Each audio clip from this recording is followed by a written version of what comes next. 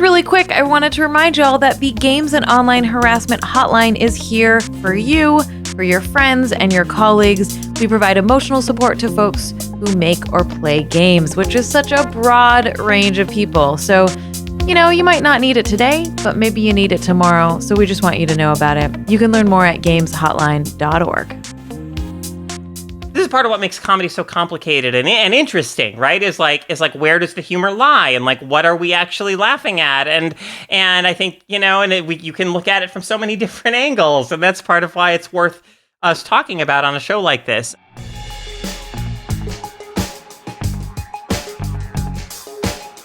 Welcome to Feminist Frequency Radio. This is the show that asks you to be critical of the media you love. I'm Anita Sarkeesian, and I'm joined by a woman with whom I have finished many oversized novelty drinks at beachfront resorts, Carolyn Pettit. Gotta get that buried treasure. I wish that we could do that. Should we do that? Let's do that, Carolyn. Someday. Yeah, we got to eat the pills at the bottom of the bowl, though. And listen to the dance remix of My Heart Will Go On.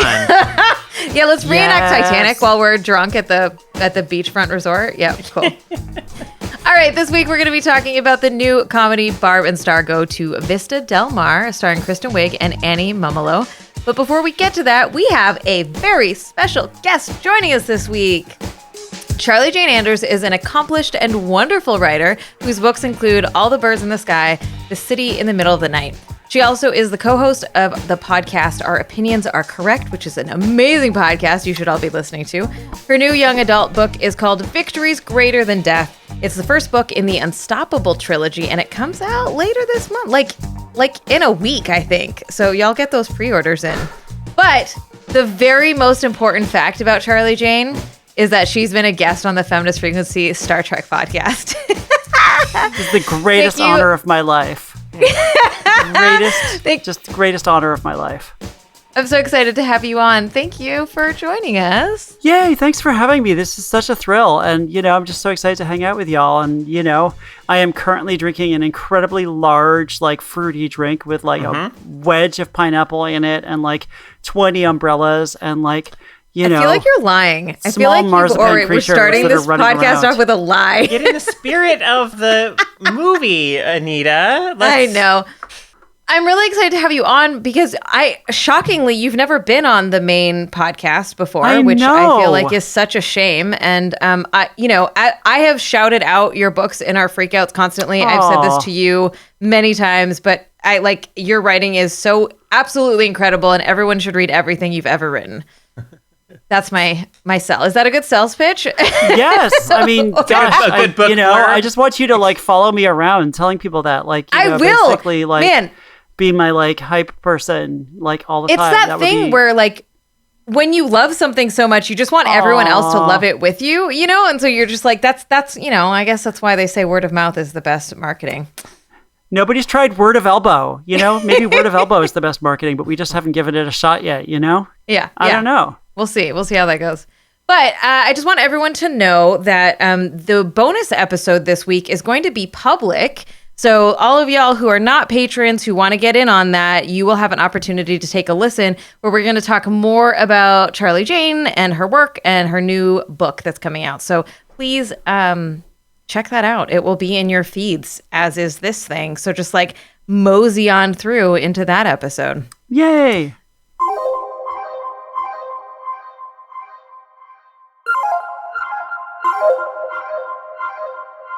I'm going to save more of my gushing for the bonus episode, but how is everyone doing today? Hanging in there. It's Monday. I don't know when I forget which day this podcast gets released, but we're recording it on a Monday, and it's a very sort of Monday. But, isn't it, though? You know, it's all good. I'm doing okay. It does feel like a Monday. I actually took a weekend for the first time in a long time, and I rode my bike a bunch and was like in nature, and it was really lovely. And then I woke up today and was like, oh God, it's Monday. All of that joy just disappeared. For me, it's really interesting. I know I talk about this a lot during our intro banter segments, but I'm really trying to, I think I'm realizing more and more that I am a person who needs rest time, and like I need to have those boundaries in my life between work and rest and everything, to just so that I can work better when I do work. Like I need my brain needs time to not be working, and my body does too. But it's, for all of our talk as a society, all this like increased emphasis on like self-care and like this, the rhetoric around like rest and everything, it doesn't mean that society is actually shifting to make that like more possible for people, right? So there's a tension between like this understanding of like, well, I need to do this for myself, or it would be good for me to do this for myself, and like what's actually, possible under the rigors of, capitalism and all that fun stuff. So I don't know. Yeah. Just a little light thinking I've been doing lately on that topic, Wait, so taking a bath doesn't isn't like make your life all better? I mean, yeah, a bath can be really nice. Don't get me wrong. But yeah, it's, I think we need, I hope so many things come out of long term of this pandemic, and the things that the fissures that it has emphasized in our society and all of that. But one of those things is certainly like a reevaluation of like our very, perhaps particularly American like emphasis on like hustle, work, like every 24/7, make your hobby a side hustle, and like pour everything into just everything should be part of like your brand, and like making money and like everything, and like that that just leaves me absolutely like fried and spent and like with nothing left to give, and like no creative energy on which to draw, and all of that. So anyway, it's not sustainable for me and for a lot of people, I think. Commodify your discotheque. No, I'm sorry. Yeah. No, I mean, it's I feel that very deeply, especially right now. I'm in the, I'm running up in the run up to marketing a book, and I'm just basically like, how can I turn myself into a commodity that, people will want to buy a piece of in the form of this book. I did actually this weekend discover a great and wonderful form of self-care, which, I don't necessarily recommend to everybody depending on your views about alcohol, but there is a bar near my house that has been doing cocktails to go, and I discovered that they will do hot buttered rum to go in basically like a cardboard like coffee to go cup with like the sippy lid. Like basically it looks exactly like you just got your like a latte or whatever, but it's like rum, butter, cinnamon, sugar, and like a lot of sugar basically. And it was just like, it was kind of a cold night on Friday night, and it was just this wonderful warm just like yo ho ho of like, of self-acceptance and happiness that, I was able to just get into bed with my cup of hot buttered rum and read a book and just like be like, okay, I am living. That sounds Look, you gotta nice. find the things. Yeah, like you find like that. That's the thing about like you find just, and it's not like you have to do that every night and it's going to have the same kind of feeling, but like you just really appreciating this one moment and this one experience and this one flavor in your mouth, and that whole like being mindful moment, whatever that we all are trying to do, but is very hard. Like, I love that.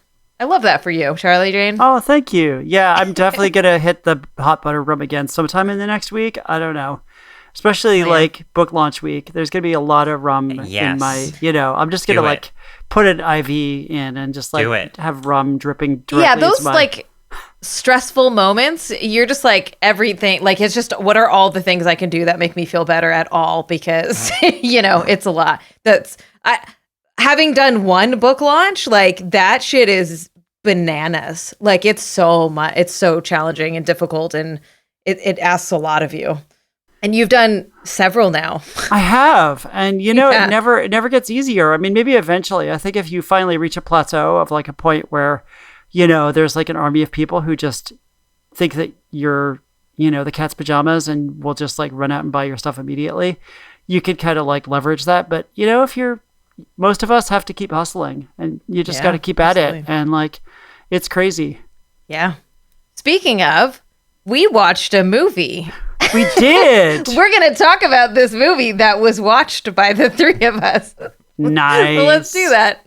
Hey, Barb. Yes, Star. You know what I just love? What? Movie trailers. Me too. I like how they're little movies about another movie before a different movie. Sometimes I find myself watching a trailer for a movie while I'm watching a totally different movie. What? Me too! Barb, what if we had a movie? What?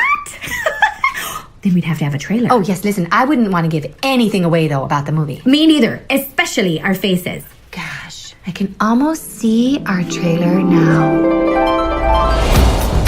All right, Barb and Star go to Vista Del Mar, sees Kristen Wiig reunite with her bridesmaid co-writer Annie Mumolo. Here, the two co-stars Barb and Star, two best friends whose lives are turned upside down when the Jennifer Convertibles where they work sadly closes. Looking for adventure, the two decide on a whim to take a trip to the resort town of Vista Del Mar, Florida. Little do they know that their vacation puts them in the sights of a bitter supervillain, also played by Kristen Wiig, who has an elaborate and ridiculous plan to kill everyone in town. The cast also includes Jamie Dornan as Edgar, an agent in service to the supervillain who is also hopelessly in love with her. It's an unapologetically absurd comedy about the power of friendship, wearing culottes, and rediscovering your shimmer. Yeah. Okay, so, Charlie Jane, I think I've established how much I respect you. I fucking hated this movie so much. Wow. Okay, this is gonna be interesting because I really loved this movie, and I was the one who was like, let's talk about Barb and Star. It was so cute and fun, and like obviously we're gonna have, there's gonna be a little I am down for this though, because here's the thing. So there are some things that I'm going to bring up that I'm like, these are like representationally problematic issues. Sure. But the baseline of this, I believe, is just like a comedic style that I don't enjoy, which doesn't mean it shouldn't exist. And I think that, well, I mean, it does mean that, but but what I think is so interesting about it is like, I'm curious to hear your perspective on why you loved it so much, because it's just so like, such a type of comedy that doesn't resonate for me at all. Yeah, I mean, why I loved it, I think, was partly just like the warmth that Wiig and Mumolo brought to their characters and to the script that they wrote. Like, it just feels like it's very affectionate. Like, that kind of this kind of movie does make me nervous on the face of it, because I'm like, okay, is it going to be just like a mean parody of these like middle-aged white ladies from the Midwest? Are we going to be laughing at them? Is it going to be like about how sad and pathetic they are, or how limited their perspective is? And I didn't feel like the movie ever went there. I felt like the movie kind of gently, kind of poked fun at their skewed perspective, but also it was a movie that had a lot of love and sympathy for them. And the thing that I really loved about this movie that really won me over 100% was the fact that it is a romance about friendship, which is like one of my favorite kinds of story. Like, I love it when there's like a movie in which a friendship is treated as like with the same weight and the same kind of like seriousness and like vitality that we give to stories about, romance and pairing off. And like, I feel like the beats of this movie were basically romance beats, but they all had to do with the friendship between these two women. And, they kind of have all the thing of like, they have a thing that comes between them, and then they have misunderstanding and they kind of deceive each other. But then in the end, they come back together. I'm giving spoilers. I'm sorry. But, I loved that it's a friendship romance. And I thought that was just so beautiful. And like, I was rooting for the two of them to like, have an awesome friendship. So I don't know, Caroline, I feel like you're the tiebreaker because like we have. Well, I mean, I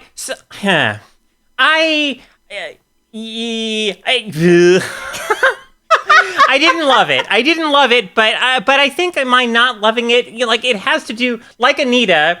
It's not. It's rooted more in like these characters and this type of comedy just didn't click with me personally. Like I find how can I say this? But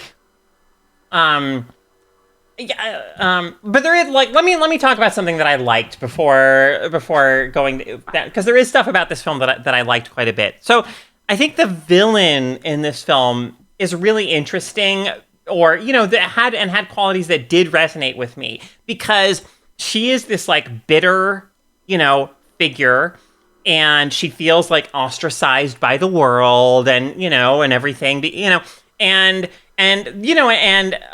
like there were times where, as a trans person who has struggled with like bitterness because of ways that I feel, my life is impacted by transphobia and things, like whenever a character has like a kind of that quality, I'm like open to it. Like I'm kind of like interested in it. I want to like study it a little bit and be like, okay, well, what's that about and how does it affect their lives? And so there was like a moment in the film where the character is talking about her plan, or like why she has this plan, and her henchman, who's like a young boy, says something that this is like one of the few laughs that this movie got out of me. Because I think this line is so good. She explains like her elaborate plan and why she's doing it, and he says, and I quote, "I think your feelings are valid, and this is the only answer." Which, that was good. I did like that line too. That is a really good line. I think there is a wisdom in this film of like, like your feelings can be valid. Like you can have valid reasons to be angry at the world, but that doesn't mean that like acting on that bitterness or carrying that bitterness around is like good or right or justified, right? And like, but to come back around to maybe part of why I didn't like this movie so much, or why it just didn't quite click with me, in the end, like this character has this moment of like, and it's kind of presented in this, big, like happy, like resolution, life lessons learned kind of thing, where she's on the beach and all these people are like, I'll be your friend. I'll be your friend. I'll be your friend. I'll be your friend. And like, this is that, like, for me, I guess part of why I felt a little alienated by this movie is that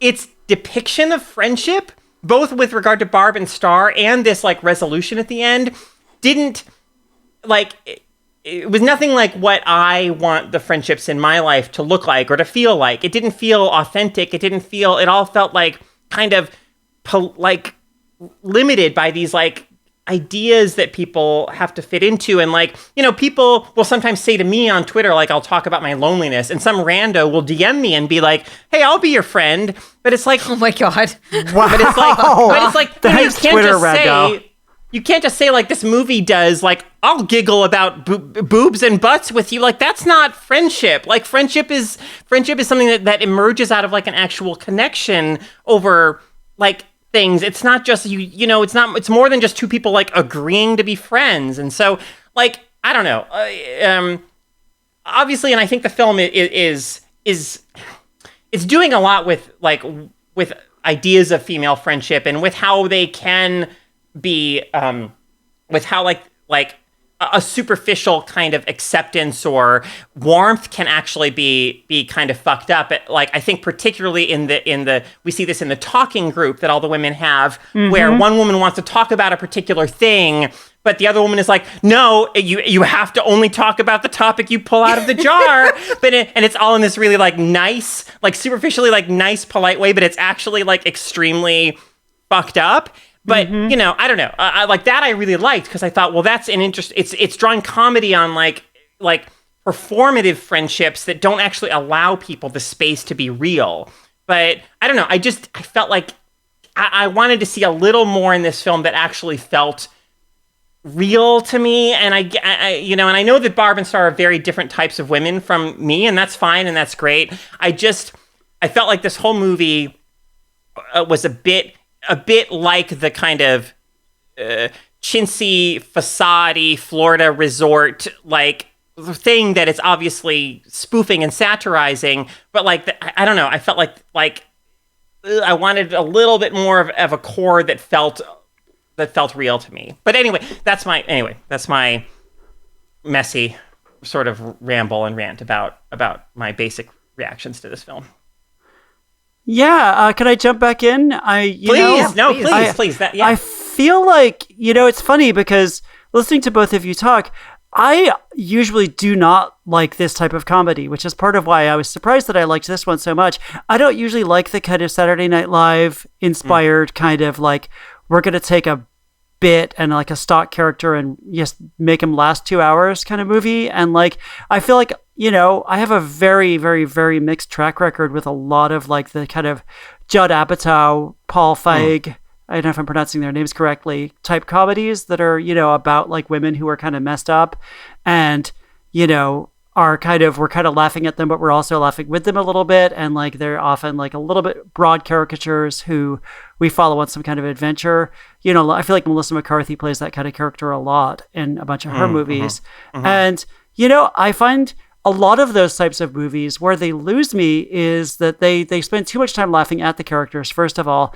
And second of all, that they kind of revel in the characters being kind of bad people and just being kind of selfish jerks. And that's kind of like the default mode of comedy. It's also very improv heavy. So it's like comedians just like love to do like long scenes of like improving and like doing kind of like bits together. And I get very bored by that. And this movie, I think I really did feel like this kind of gentle bond and connection between the two main characters. And like I felt like it came out in their banter. I felt like their banter as they kind of go back and forth and like, and they're just like so excited about all this like ridiculous stuff. It just got me. It felt like they had a real friendship, and it didn't feel like a superficial friendship to me is the thing, I guess. It felt like they were kind of married in a way. And you have this whole thing where like there are these two women who used to be married. One of them is a widow, one of them is a divorcee, and like they're on their own and all they have is each other and this like store and this talking group, which are not that great. And, they're you kind of get this feeling at the start that they're in a bit of a rut, but that they have this like really kind of sweet bond that comes from them being kind of imaginative together. Like they love to like make up weird stories together. And it just felt like they were, even if they're kind of a little bit caricature-ish, the fact that we spend so much time like admiring their kind of ability to spin weird ideas and weird jokes and just like little stories that they make up together about stuff feels like we're supposed to think of them as creative people rather than as just like losers or whatever. And so I think that's part of what won me over. And also it felt like a very good natured kind of romp in which, and one thing that I really like appreciated a lot was early on in the film, spoiler alert, they have a threesome with this hot guy from like 50 Shades of Grey. And and it is never, ever, ever treated as like, oh, this is bad. Oh, best friends shouldn't have a threesome with the same guy. Oh, we're sluts. We're going to be in trouble. Oh, gosh, this is, like sex is bad, or, having a threesome with your best friend and some dude that you met in a bar is bad. It's never stigmatized. It's never treated as like, oh, we're pathetic middle-aged women who somehow got this hot 50 Shades of Grey dude into bed. They're treated as if they're both extremely attractive, which I also really appreciated. So I felt like the movie kind of won me over by liking its characters, I guess is what I would say.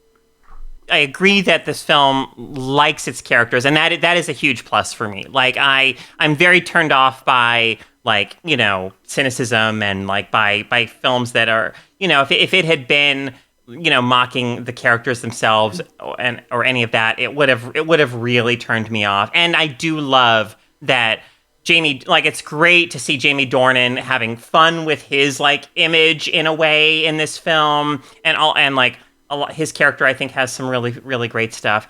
I did feel like the film was a bit like Star is the cute one and Barb is like not the cute one, but that, but maybe I think I'm like oversensitive to things like that, where like that's like that's a very minor thing, and I think that's a great defense of this film.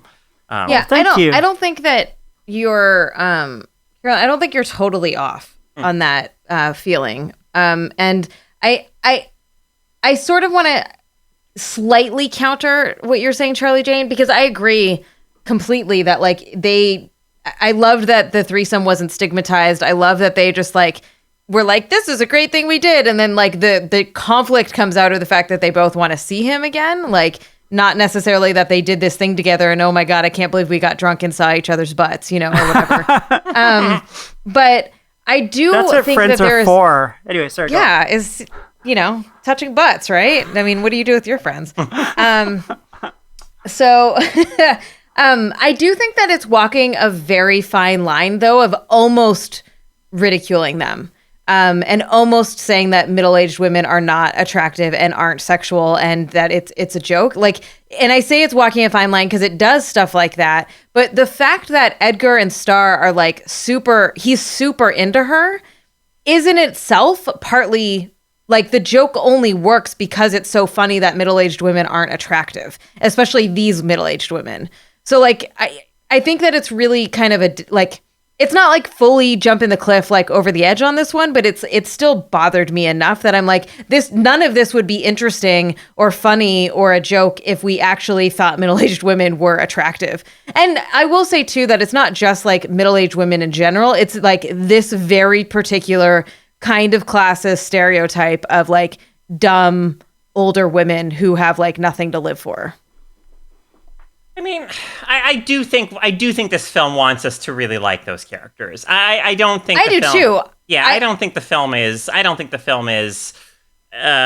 mean, like, I think if it's we're supposed to laugh. You know, I mean, it is laugh with. I mean, even though it's more laughing with them or laughing in empathy or sympathy with them as they have these adventures and these misadventures, rather than like laughing at them, because it's like we're all. I mean, I am in that age group currently already. So, I didn't, but all of us are gonna get there, hopefully, if we're lucky, and beyond. So I don't know. I didn't feel like, I mean, the comedy is so. This is part of what makes comedy so complicated and interesting, right? Is like where does the humor lie, and like what are we actually laughing at, and I think you can look at it from so many different angles, and that's part of why it's worth us talking about on a show like this. Well, and there's quite a few things in this movie that I noted that I was like, these are like, this is kind of racist. And this is kind of like, there's just like little things here and there that I'm like, as I like look at my list, I'm like, yeah, there are all these little things that were kind of like tucked away and hidden that I think are worth, at least mentioning. And that's not me being like, this movie is bad. I just didn't like it in general. But like when she's talking about how she has white skin, I was just like, this is really bordering on like albinism is a thing. Like albino people actually exist. And so like rattling through the list of like slurs that she faced with, like it felt more like making fun of, like it didn't feel like a representation of albino people as much. It was just like, oh, this works for our story and it's funny. So that kind of irked me a little bit. Yeah, that bothered me too. And that was an issue. And I generally felt like the kind of supervillain character, who I actually didn't realize was Kristen Wiig, because I'm really bad at recognizing actors. Oh, I didn't either. I didn't either. Really? Yeah.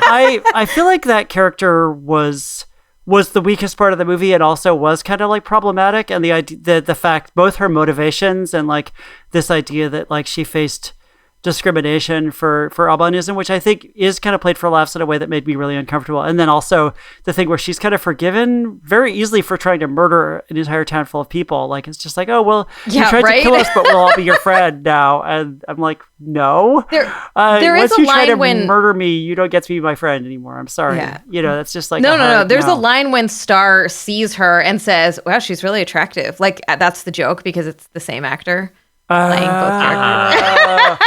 See, I'm just like so bad at recognizing actors. This used to get me in trouble when I actually would have to like meet actors at Comic-Con, and I'd be like, I know I've seen you on something, but I have no idea. Like, you're like, did we go to school together? This happened to me a lot living in LA, where you're like, that guy looks really familiar. And you're like, did we go to school together? You're like, no, he was just, the like secondary character on a few seasons of Scrubs or something. Mm-hmm. I never watched Scrubs. I have no idea why that show appeared in my brain just now. Yeah, I mean, while we're listing things that are kind of like issues with the film, I felt like Damon Wayans Jr. was kind of weirdly used in the film, like as like this kind of bumbling spy who apparently wants to help commit mass murder, but it's never clear why he's, he like, especially since he's probably going to die along with everybody else, why he's so into that idea.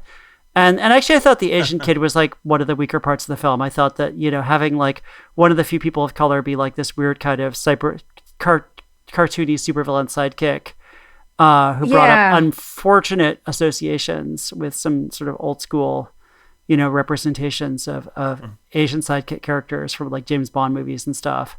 That was another problem that I had. Yeah. This movie's a really good example of how, like, you kind of wedge people of color into a film because you can't have it be all white people, even though the movie is about all white people, you know? And, like, I made a note of that, too. And, like, you know, I even wrote, like, Maria's Latina. I don't remember who the fuck Maria is. Like, I was just like, there are characters in the world that are of color, but, like, they're just so not really important. And, you know, that's kind of shitty. The thing I had the biggest issue with, though, were like the allusions to indigenous peoples or indigenous cultures.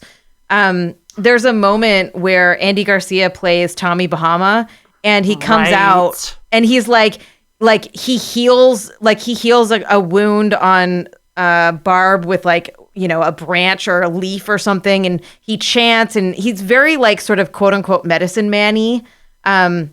And he, like, chants a line that Barb brings up again at the end. And I'm just like, please stop doing this. This is not okay. And then major spoilers, if you don't want to hear this about the very, very end. I mean, everyone who listens knows that we spoil everything. The very end is a quote unquote water spirit named Trish, who's played by Reba McEntire. Reba McEntire. Thank you. And I was like, oh no, this is all bad. Like, I was like, is the Tommy Bahama character like, y'all just fucked up and didn't know any better? And I was like, no, you did it twice. Like, you literally pulled this out twice. Well, and then the last thing was that, like, there's a crab who's voiced by Morgan Freeman. That's No, it's voiced by a comedian doing an impression of Morgan Freeman. But Got it. I meant to look that up. The joke is that it's the voice of Morgan Freeman. So, thank you. I meant to look that up because I was like, is it? I don't know. Yeah, he just said he is, so maybe he is. But like, that was also playing into racist tropes of, like, the quote unquote magical Negro, like, giving advice, and I'm like, why are you doing this? This is not, there's so many other ways to do comedy here. Like, why do you need to pull this out in this area? So those were, like, the big things that Right. Oh, sorry. One more thing. I'm done after this one. Things. There's a lot of stuff. Yeah, no. I felt like there were, like, while I agree with both of you that the movie itself, like, cares about these characters, there was little hints of classism in terms of who they are and, like, making fun of them. So, like, they get off the plane in Florida, one of them says it smells like Red Lobster, and, like, they get really excited about, like, all you can eat buffets and, like, shit like that I'm just like, I don't know, like, it just irked me a little bit. Yeah. Okay, that's it. My list is over. I laughed 3 times, to be fair. I have 3 specific jokes that I laughed at, so I do have something I can bring to the table. Yeah. Are you ready? Yes. Tell us the 3 things you laughed at, please. Okay, I laughed. So when they get to the hotel and they do that big song, the, like, hotel people do the big dance, they referred to, like, healing and all of that as a soul douche. And that made me laugh. I thought it was funny. Nobody else thought it was funny. Okay, just me. Fine. No, I liked it. There's a scene where a Star and Edgar are rubbing sunscreen all over each other. And I hate sunscreen so much, and they were just covered in it, and I thought that was really funny. And then the last thing I laughed at is when Star says, "I think your dong went up and touched my heart," about like fucking too much and then falling in love, which I thought was amusing. I loved Edgar. So before Edgar, starts falling in love with Star. I loved his obsession with the term official couple. Yes. Are we going to become an official couple? like that's a thing. Like that's a thing that adults in their like 30s and 40s or whatever are like, we're an official couple now. Which I mean, I'm sure they're out, but it's just so like high school kind of thing. And I don't know. I just found that very. And then like the 2 books that they both read, the self-help books by the same author. Oh, those were good too. See. There were some things. Yeah. No, I mean, look. I'm saying this to me to be like, there were some things I enjoyed. And I mean, my God, Kristen Wiig is a tremendous comedic talent. Like, I will still go back and watch some of her like SNL skits just because her characterizations and her energy and her physicality like make me laugh so much. And so I like her a lot. And yes. I mean, anyway. I liked a lot. There are a lot of things about this film that I liked. Yeah, I mean, I guess, I would, you're right about a lot of your criticisms, Anita. I would categorize this as sort of a problematic fave, I guess. It's like, it's a movie that I really do love and appreciate, that I will freely acknowledge has some issues with some of its representation. It's definitely a movie about whiteness and about white people, which, much like, I don't know, much like a lot of other movies I've seen recently. I was going to start naming names, but I don't want to like start getting into like just, but let me just start that over. This is definitely a movie about white people and about whiteness. And, its attempts to be inclusive are kind of a little bit counterproductive in that way, because it actually just draws attention to how much it's really about whiteness versus, and I think that they didn't really kind of think, Wiig and Mumolo writing the script didn't really think deeply about how to create a more inclusive world and how to kind of represent Florida, which is actually, I've never been to Vista Del Mar, but Florida is a pretty diverse place. And, it doesn't feel entirely like they've thought deeply enough about creating an inclusive world. But I think that this is a movie that kind of wants to be about whiteness in a way, and that is kind of, about like this particular, I don't know, these particular characters who are in some ways, I think, defined by their whiteness, and their whiteness is kind of a big part of, what they share. They have this kind of like, Midwestern, I feel like I'm rambling now. I'm just going to stop. So we could cut me off with what they share, kind of. I was actually curious, like, if this isn't the kind of humor that you normally go for, like, how did you get introduced to this movie? I saw a lot of people raving about it online, including some people who I think are like really tough critics and tend to not like a lot of movies. We're really singling this one out as like, this is the comedy of the year, kind of. Mm-hmm. And, and I really like Kristen Wiig, and, I like her specifically in a comedic role. And I think that, she's often the best thing in a lot of movies. Like there was this movie, Paul, that like, God, now I'm blanking on their names. Nick Frost and Simon Pegg, right? There was this movie, Paul, that Nick Frost and Simon Pegg did like 10 years ago, and Kristen Wiig is in that as like a religious woman who meets an alien and becomes an atheist, and she just like steals that movie. She steals it completely. Like Simon Pegg and Nick Frost are just kind of playing stock nerd characters as far as I can remember, and Kristen Wiig just runs away with the movie. She just like is like, see ya, this movie is mine now. And so I've always really liked her, and I'm a sucker for stories about friendship, like I said, and I feel like I have a lot of time for a movie that celebrates friendship and that doesn't kind of like denigrate or kind of, belittle the idea of friendship. Yeah, longtime listeners will know that Ebony and I talk a lot about like platonic hetero friendships and how rare they are on cinema, and how like, it's one of the reasons why we both loved Elementary so much, is that like the two main characters never like fall in love. They're just like really good close friends, and that's such a treat to see. I listened to something recently.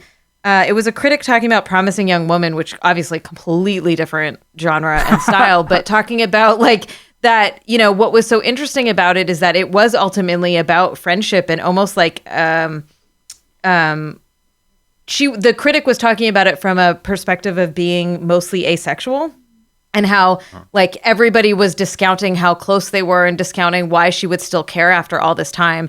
And that like there was something really valuable to her in that representation of just how close this friendship was, that she would be grieving it for so long. And I was like, yeah, man, totally. Like I can see that reading, not to get into that movie, but yeah, I'm with you. I love friendship, and I'm excited to talk more about friendship in the bonus when we talk about your book, Victories Greater Than Death. How was that for a transition? That was beautifully smooth and seamless, and just like super graceful transition. 10 out of 10. Well, I'm gonna actually, it was more like a plug, but anyways, y'all, we, based on whose argument you found more compelling, I guess you watch the movie or don't. See if this is your kind of thing. You might enjoy it, and let us know somehow. I don't know how you do that. People just say that. You know, I mean, they're we are on Twitter. I mean, people do have a way of finding us if they want to find That's us. true. Yeah. Our patrons, our Discord, yes. there are lots of places to talk to us about this. So, Yes. all right, y'all. We will be right back to share some of our freakouts. Yay!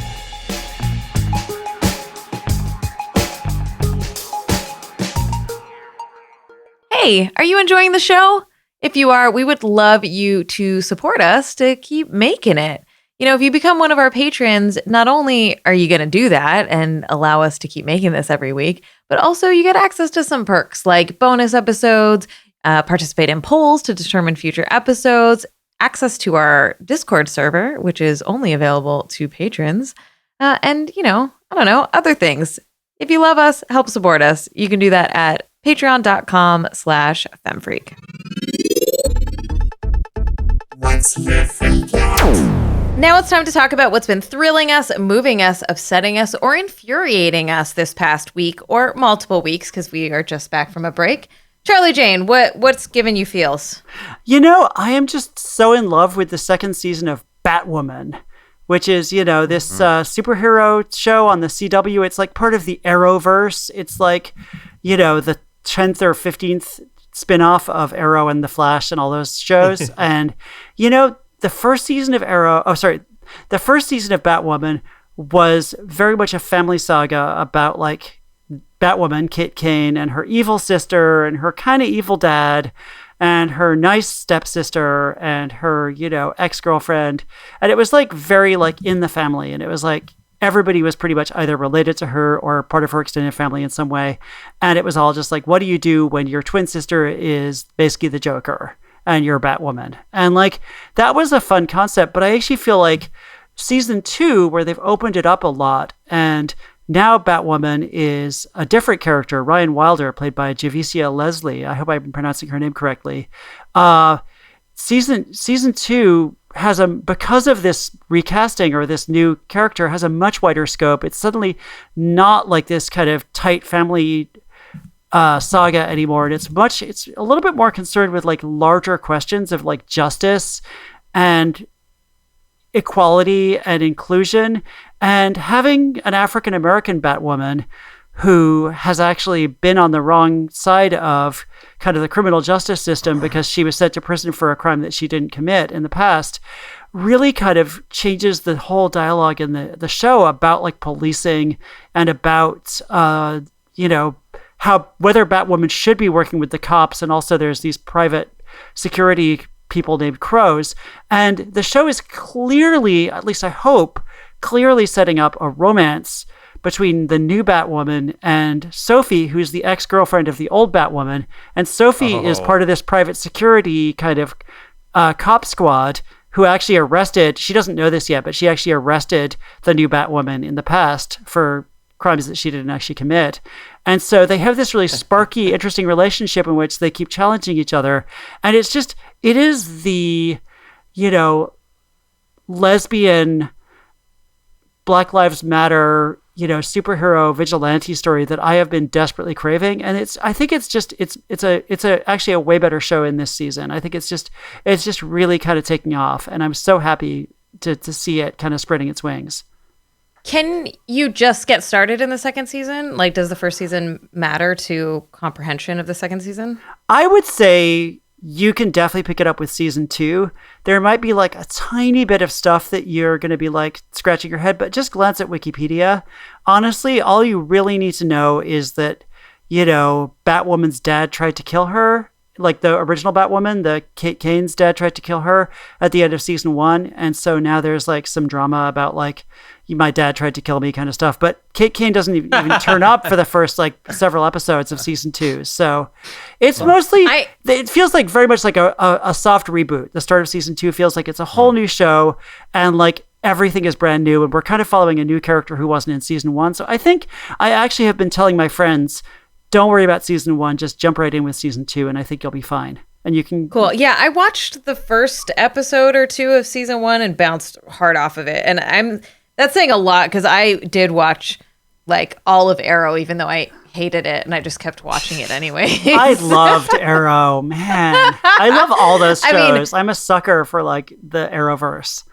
They're like my depression shows. We've talked about this before, about how like I'll get depressed and just like watch all of it, like a whole season. I mean, not a season. I'll watch an entire like 6 seasons in like 2 days somehow, and just like veg out and just be sad in life about things. And then I'll like, once I'm done with it, I'm like ready to be back in the world somehow. Just, it sucks because sometimes it takes a really long time to get through it all.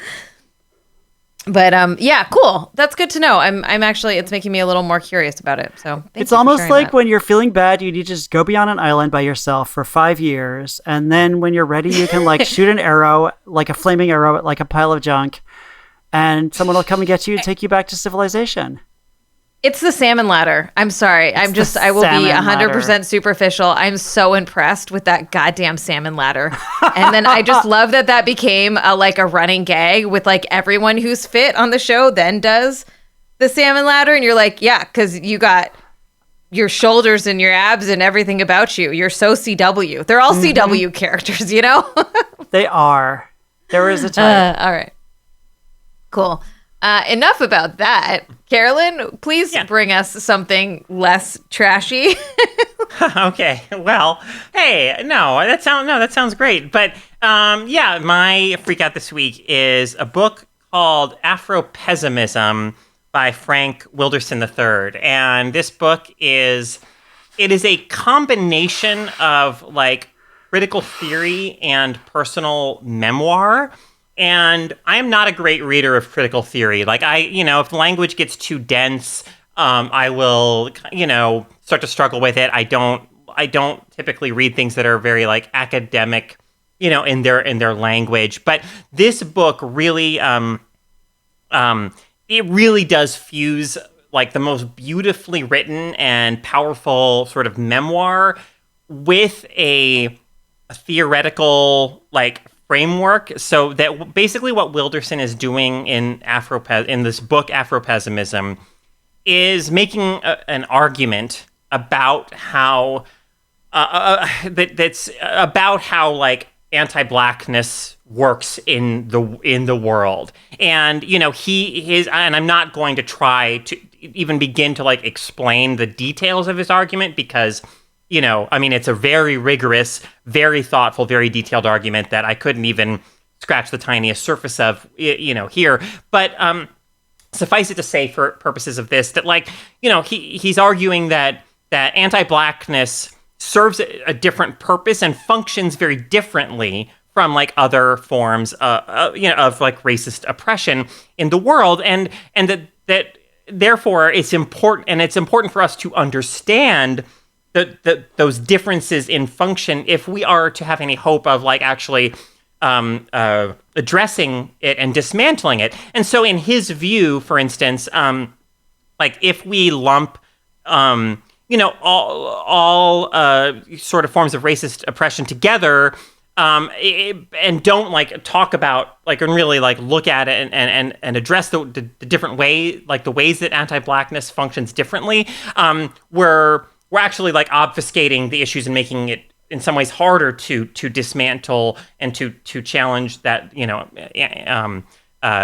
anti-blackness. And so but what's really interesting too, I mean, the stories that he tells about his life in this book are so like illuminating and again so beautifully written and so powerful. But he'll also tell stories about, encountering like white academics at conferences and like how in their feelings they get about just the very idea of him trying to address anti-blackness in a really serious way. So for instance, like white women will but he will simultaneously be accused of playing like quote unquote oppression Olympics, which is a term he uses at certain points, but also like by white women who are essentially saying, no, but we have it, worse or whatever, and I think all we have to do, in my view, is look at, things like the was it Sarah Cooper incident or whatever, the bird watching incident, or like all the Karens calling on, black barbecues all over the country or whatever, to see that whiteness is aligned with institutional power in ways that blackness is not. I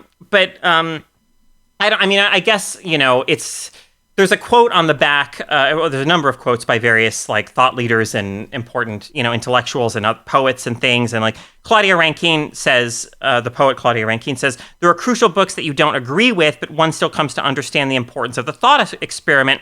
Afropessimism is one of those books. So like the ideas laid forth in this book are very provocative, but I am changed in some ways by reading this book, because these are ideas that you can't unread and you can't get out of your head after you read them. And certainly it's not for me as a white person to say yes, his theoretical framework is correct, or no, it's not correct, or what have you.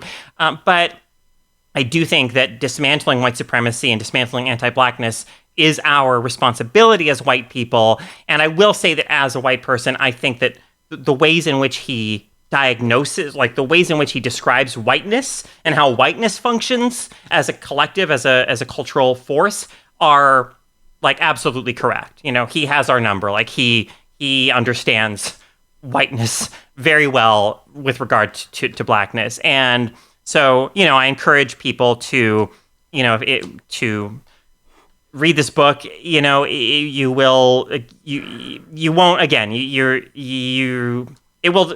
it has ideas of such potency and power in it that you will not be able to forget the experience of having read it. It's quite remarkable. Nice. That quote, man, I feel like that is so telling of where the publisher and author are at, to be able to put that quote on their book jacket. Mm-hmm. I kind of love it. Yeah. That's cool. Thank you for sharing that. Mm-hmm. Mm-hmm. Yeah, I'm totally gonna hunt that down. It sounds amazing. It's really something. It really is. Yeah. I'm going to have a small freak out this week, if I may. Of course. I want to shout out Trail of Lightning by Rebecca Roanhorse. Oh my God, yes. Correctly. I actually just pulled up Goodreads to remember what it was called, and your review is the first one under on people I'm like, oh, Charlie Jane read this. I loved that book. So I enjoyed the book. I thought it was really solid. And one of the reasons I'm shouting it out, and also I feel like is timely to the fact that I brought up some concerns about Indigenous appropriation in the film, is that this book is written by and of the perspective of and in the world of Indigenous people. And I think that at least in sort of more mainstream sci-fi worlds, we don't get a lot of that perspective. And there's something really, truly riveting and exciting about entering this space and being invited into this world in a way that I don't get. Y'all, I read a lot of genre in sci-fi, right? It's almost all I read. And so I was really delighted to have the opportunity to read this. Someone on Twitter actually recommended it to me. I don't remember who. And the story is about this young woman who is a monster hunter, which look, I don't like monster hunter, not vampire. I'm fine with the vampire story, zombie stories and that whole thing. But it was so not central to this story. It was so much about this woman, her talents and what that means to her and her identity, and coming of age and trauma, and her relationships with other people, and her relationships to the land and the community at large. And yeah, I was into it. Because you've read it, I don't know if you want to add anything. Yeah. Oh shoot. Sorry. Yeah, I thought it was just such a brilliant kind of fusion of different genres. It's a post-apocalyptic world. It's a magical. It's a world where kind of magic has kind of come back, I guess. And, I read it when it came out, so it's been a while, but I love the main character. And she, Rebecca is so good at creating characters that just grab you right on the first page and just kind of drag you along. And, I feel like the thing at the beginning where they come to her and they're like, save our little girl from this monster, and she starts haggling with them. I thought that was just so like, oh my God, I want to know more about this character. This is really intense. And it got wilder and wilder, but never just kind of, it always felt like a cohesive world and like a really, like I was always right there with the main character. And if you haven't read Rebecca Roanhorse's more recent book, Black Sun, that is very worth hunting down. It is such an incredible book. It's one of my favorite books the last couple of years, and I cannot recommend it enough. It is so great. I've heard that. I'm going to put that immediately on my to read list. That's really exciting. And yeah, I forgot that opening scene is low. It's great. Go check it out, everybody.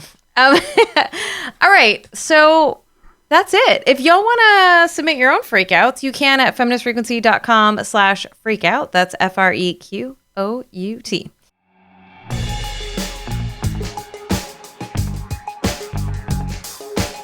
Thank you so much for listening to Feminist Frequency Radio. Charlie Jane Anders, where can people learn more about you? Where can they follow you on things? What do you want to plug? I'm Charlie Jane on Twitter, and also I'm at charliejane.com. And on Instagram, I'm Charlie Jane Anders. And, if you're listening to this before April 13th, you could still pre-order Victories Greater Than Death and get like free swag in the mail. And my pinned tweet has all the information about that.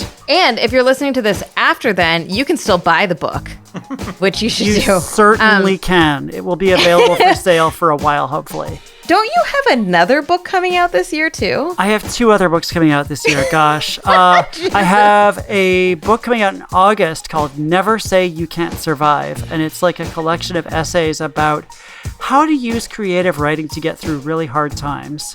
And then in November, I have a book coming out called Even Greater Mistakes. And that's my short story collection. And it's like 20 short stories from like the last dozen years or so of my career. Wow.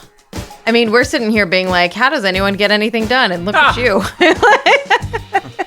Well, one, will you come back on when those books are coming out? So we have like an excuse to have you back? It would be my pleasure. And then just a reminder to everyone, the bonus this week is going to be public. So just mosey on over to that. We're going to talk a little bit more in detail about Charlie Jane's career and these books. So join us for that. Next week, we're going to be talking about something, and we don't know what yet, so it'll be a surprise to all of us. But we'll be back next week with Ebony, because I know y'all miss her too. Our show is engineered by Rob Para. Carrie Stimson provides technical support, artwork by Jamie Varon, and our intro music is by Phil Circus. Thank you, everybody. Bye. Bye, everyone. Bye.